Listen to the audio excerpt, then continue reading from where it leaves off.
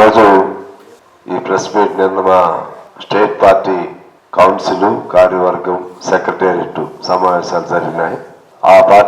ఆ సమావేశంలో చర్చించిన కొన్ని అంశాలపైన, అలాగే ఇటీవల జరిగినటువంటి గ్రామ పంచాయతీ ఎన్నికలకు సంబంధించి, అదేవిధంగా కేంద్ర ప్రభుత్వం అనుసరిస్తున్నటువంటి ప్రజా వ్యతిరేక విధానాలు, అలాగే రాష్ట్ర ప్రభుత్వ అంశాలు, ఇటువంటి అన్ని కూడా క్రోడీకరించి క్లుప్తంగా చెప్పాలని ఈ సమావేశాన్ని ఏర్పాటు చేసుకోవటం జరిగింది.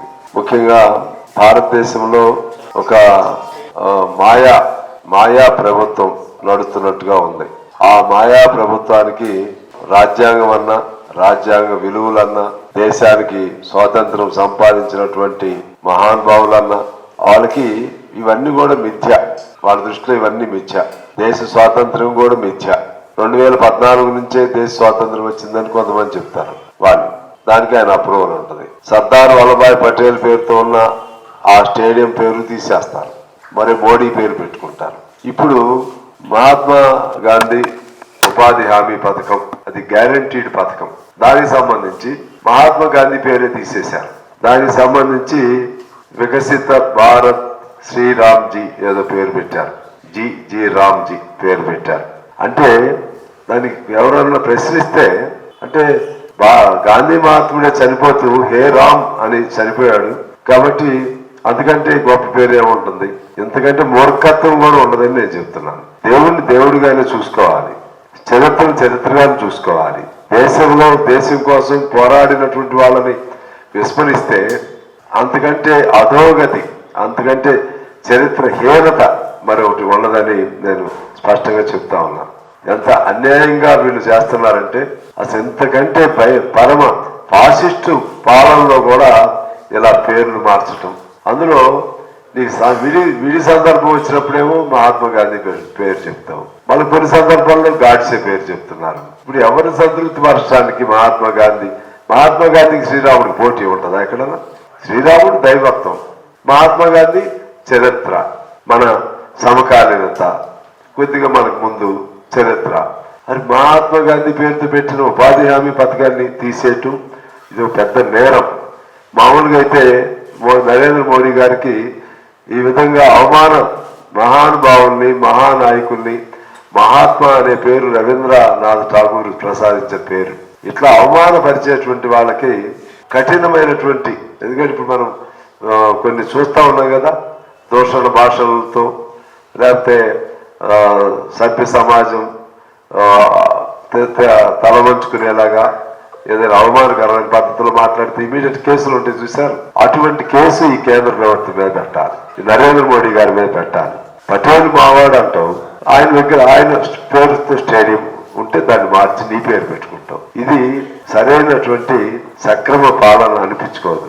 ఇది దుర్మార్గపూరితమైనటువంటి శాడిస్టిక్ పాలన, ఇది రాక్షస పాలన, ఇది అన్యాయం. ఇది పేరుకు సంబంధించి. ఇంకా రెండోది, అసలు మీకు హద్దు లేదా? ప్రజలంటే భయం లేదా? ప్రజాస్వామ్యం అంటే గౌరవం లేదా? ఈ దేశంలో మీ ఇష్టం వచ్చిన పద్ధతుల్లోనే అన్ని మార్చేసుకుంటూ పోతారా? ఉపాధి హామీ పథకం అనేక సంవత్సరాల కోట్లాది మంది కళలు వాస్తవ రూపం దాల్చేటువంటి చట్టం అది. మొన్న ఒక ఆయన పెద్ద ఎకానమిస్ట్ చెప్పాడు, ఇవాళ ఆత్మ లేని దానికి పేరు మార్చారు, దానికి ఆత్మే తీసేశారు. అంటే ఏమిటి దాని ఉద్దేశం? ఇప్పటికే ఆల్రెడీ అంటే మాకు రోజు వారికి తెలుస్తూ ఉంటాయి కదా, ఉపాధి హామీ పథకం నిధులు సంవత్సరం తగ్గించుకుంటూ వచ్చి ఇప్పుడు ఏం చేశారంటే దాన్ని పేరు మార్చారు, దాని స్వరూపం మార్చారు, దానికి కేటాయించవలసిన నిధులు మార్చారు, దానికి నిర్దేశించిన లక్ష్యం మార్చారు, దానికి ఏమేమి పనులు చేయాలో అవన్నీ ఎవరు చేయాలో అవన్నీ మార్చేసారు. మార్చి ఇప్పుడు 60% కేంద్రం పెడితే 40% రాష్ట్రాలు. అఫ్కోర్స్ ఈ నార్త్ ఈస్ట్కి అయితే పాత సిస్టమ్ ఉంది. 40% నువ్వు కట్టకపోతే రాష్ట్రాల దగ్గర డబ్బులు ఎక్కడ ఉన్నాయి? మొత్తం మింగేసావు కదా. మొత్తం ఈ ఫెడరల్ వ్యవస్థ పేరుతో జిఎస్టీ ఫెడరల్ వ్యవస్థను నిర్వీర్యం చేస్తూ జిఎస్టీ పేరుతో మొత్తం మింగేస్తున్నావు కదా. ఇప్పుడు రాష్ట్రం 40% కట్టకపోతే అది రద్దు. తర్వాత ఎక్కడ ఎప్పుడు పనిచేయాలో నేనే నిర్ణయిస్తా. వ్యవసాయ కాలంలో నువ్వు పనిచేయడానికి వీల్లేదు, అది కూడా నేనే నిర్ణయిస్తా.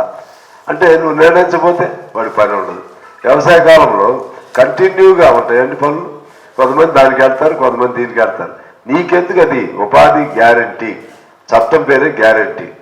ఇది ఇంత అన్యాయమైన పద్ధతుల్లో ఈ దేశంలో పేదలకి, ముఖ్యంగా వ్యవసాయ కూలీలు కడుపు కొట్టేటువంటి మీ కడుపు మంట అది పెద్దవాళ్ళకి ఊడికి చేసేటువంటి కేంద్ర ప్రభుత్వం దానిపైన వ్యతిరేకంగా పోరాటాలు చేయవలసిన అవసరం ఉంది. అదే కాకుండా అణు విద్యుత్ సంబంధం, దాని పేరు శాంతి అని పేరు పెట్టారు. అది శాంతి కాదు, అది ప్రపంచ ప్రళయాగ్ని. అణు అశాంతి కంటే ఇంక పెద్ద పదం వాడాలి దానికి. ఎందువలన నువ్వు అణు విద్యుత్తులో FDIలు అనుమతించడం ఒక తప్పు. అది దేశానికి సంబంధించిన భద్రతకు సంబంధించిన అంశం. అది FDIను అనుమతించడం ఒక తప్పు. అనుమతించిన దానిలో ప్రమాదాలు జరిగితే ఆ ప్రమాదాలకు వాళ్ళ బాధ్యత లేదు అని చెప్పడం ఇంకా తప్పు. ఇది ఎక్కడన్నా ఏమండి? ఇప్పుడు మన హీరోషిమా నాగసాకి లాగా పేల్చి పారేస్తారు, దేశాన్ని ముక్కలు చేస్తారు. ఎవడో వస్తాడు దానిలోకి, భారతదేశ శత్రువులు అందులో ఆ వ్యాపారం పేరుతో వస్తారు, అణు విద్యుత్ వ్యాపారం పేరుతో వస్తారు, ఏదైనా చేస్తారు. ఎవరు దానికి బాధ్యత? ఎందుకంటే అన్యాయమైనటువంటి పరిపాలన ఏమైనా ఉంటుందా? దీన్ని మేము కమ్యూనిస్ట్ పార్టీగా తీవ్రంగా ఖండిస్తా ఉన్నాం. అదే పద్ధతుల్లో FDI పేరుతో 100 మన సొమ్ము అండి, అది మన తాత ముత్తాతలు సంపాదించినటువంటి లక్షల కోట్లలో 100% FDIలకి ప్రవేశం తీసుకొస్తావు నువ్వు. నిన్ను ఏం చేయాలి? ఈ పాలన ఏం చేయాలి? అదే ప్రభుత్వాలు మారుంటే పాకిస్తాను లేకపోతే ఇతర దేశాల్లో లాగా పాత తప్పులన్నిటికీ యావజ్జీవ శిక్షలో ఉరి శిక్షలో వేస్తారు. ప్రజల సొమ్ము నువ్వేవాడు అమ్మటానికి FDI పేరుతో? అదే వాడు 100% వస్తే అమ్మినట్టు కాదా లెక్క? అంటే 100% అంటే ఏంటి? 100% పెట్టుబడి పెట్టడం అంటే వాడికి ఇచ్చేసినట్టే కదా. దీనిలో ఈ 100% ఉన్నటువంటి LICకి సంబంధించి మొత్తం ఇక వాళ్ళ చేతుల్లోకి వెళ్ళిపోయినట్లే కదా. ఇంతకుముందేమో 51% మనకు ఉండేది, 49% మామూలు భారతదేశ కార్పొరేట్ సంస్థలకు ఉండేది. ఇప్పుడు విదేశస్తుల్ని అనుమతించావు, మరోవైపు ఆ అనుమతి కూడా 100% అనుమతించావు. ఇక నీకు ఎంతకంటే రాజద్రోహం ఏమైనా ఉంటుందండి? ఎంతకంటే దేశద్రోహం ఏమైనా ఉంటుందా? మేము దేశభక్తులు అని చెప్తారు కదా, మీరు దేశానికి భక్తులా? దేశ ప్రజల్ని భక్షించేటువంటి రాక్షసులుగా నేను సీరియస్గానే చెప్తా ఉన్నాను.